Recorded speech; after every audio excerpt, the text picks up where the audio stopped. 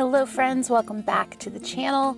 Today I am sharing with you the process I'm going through as I plan out the month of August for 2021. First we have to start with coffee, of course, and then we get into the planning. I'm just kind of laying out everything that I use to plan. I like to have my computer, my Brave Collective workbook, my bullet journal, and I'm using these planner pads. I'll get into that a little bit later, but I also use these mid-liner markers. One side is a brush marker and the other side is like a really fine tip marker. I use those a lot in my bullet journal, and then I get these pens from Staples and I'm obsessed with them. I don't know what the brand is, but I love them so much. All right, so the first thing I'm going to do is just draw out my bullet journal. I'm going to draw a cover page just to separate the month of August. In this bullet journal, I have fit both June, July, and now August in there. Normally in this particular style of notebook, I really just fit 2 months in, but I've been writing a little bit less lately because I took my sabbatical. But if you're looking for a bullet journal, this one is from Olive and June, and it's also where I got my mid-liner highlighters from. So if you like this and you're looking for something similar, it's there. I will say I like it. The only thing I don't like is that they don't have numbers for the pages, and I feel like they have less pages than like a Leuchtturm might, but I'm on my 3rd one, so I must like them, right? So I'm going to just draw these things out. I'm drawing out the cover page. I decided for the cover page to do like Polaroids and kind of have like a little bit of a travel summer feel to it. And in lieu of a mood tracker this month, I decided to just do a sentence a day, and I'm just going to write out like how I felt that day. And I'll probably still color code it because I like seeing that gradient of color, but I think I'm just going to do like a color on each of the numbers. And then I'm drawing out my bucket list. So if you are a Brave Collective member, you probably already know this, but I give you a bucket list every single month. And the reason that I do this is it's just a way to infuse more play and joy into your life. And I make a point to really try to do as much of my bucket list as I can every month. It's sometimes not totally reasonable for me to do every single thing, but I definitely try because it just means I'm fitting in more fun. This month I'm drawing it up as like little doodles that I can color in. So as I do them, I will color the doodle in like it's a coloring book.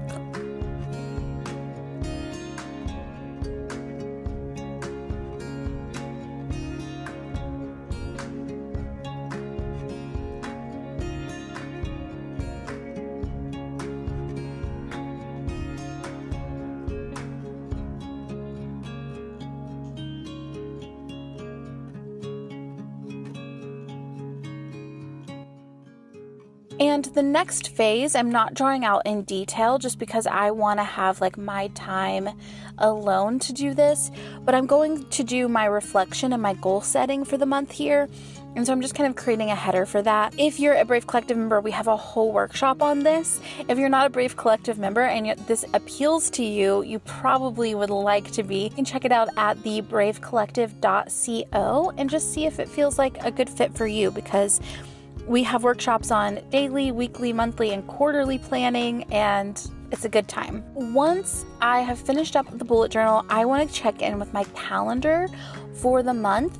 One of the main reasons I'm doing this is because I get 10 hours of conference room time a month at my co-working space, and so I just want to make sure that I'm going ahead, looking ahead at my calendar, and blocking off the conference rooms that I need on certain days. So for the first week of August, I do all of my podcast interviews for the month of August. And so I'm just looking at those, getting them blocked off. I'm blocking off our monthly Brave Collective meeting and anything else that I think I would need a conference room for. I just go ahead and get it blocked out. That way I know week by week, I have a sense of how many conference room hours I have to play with.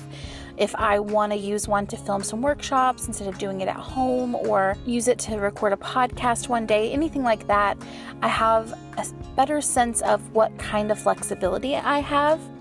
So I'm just going in and blocking that off. I'm also going in and I'm opening up my interviews for September. So I use the website Calendly, and I have just a place for podcast interviews. I do 4 podcast interviews a month, and I try to do them all in the first week of the month. And so now what I'm doing is I'm just opening up September's calendar so that my assistant Jenny, hi Jenny, can go ahead and reach out to people and get them scheduled for the first week of September, and that'll be good to go. So once I have looked at my calendar, set up my Calendly, and also booked out any kind of conference room that I need, then I go into Trello. In Trello, I have my quarterly plan. This is where at the beginning of the quarter, I went in and I kind of charted out my goals. I charted out my projects for each month of the quarter. I also marked off my ideal work week, like what tasks I hope to do each day of the week. And this is where I can go in and make any fine-tune adjustments I want to make to the month of August. Here's where I'm at right now, is I have a lot of ongoing projects at the moment. So things that I'm kind of like building a bunch of things all at one time. And it's time for me to really focus and hone in and close some things so that they're done. And so what I'm doing right now is I'm just prioritizing, okay, I'm going to really finish out the Enneagram and Relationships course and finish that curriculum and make that a high priority for the month of August, as well as I want to finalize my book proposal this month as well. And then everything else that I had kind of as a plan for the month, I'm going to push off, because if I'm working on all of them at once, I'm not going to be as effective as I am if I'm working on just like 1 or 2 at a time. Once I'm done with that, I have a new thing that I'm really wanting to do, which is to get all of my content ideas into Trello so that when I'm planning out my content for the month, I can easily pull from there. As it stands, I usually use the notes on my phone, and I will just, when I have an idea, I'll pop that in my phone, and that's great and it works really well, except I don't always keep them in the same note. So I might have like 20 different notes on my phone with like different ideas from different days, and I just need a place where like once a week or once a month, I'm compiling all of those ideas and putting them into one spot, so that when I do my monthly content planning, I am actually using the ideas that I have and not kind of reinventing the wheel or starting from scratch. And I just think this is going to be a more effective system. So I'm making boards for everything that I create content for. So that's YouTube, it's podcast, it's Instagram posts, Instagram Reels, and Instagram Live. I'm doing it for all those things.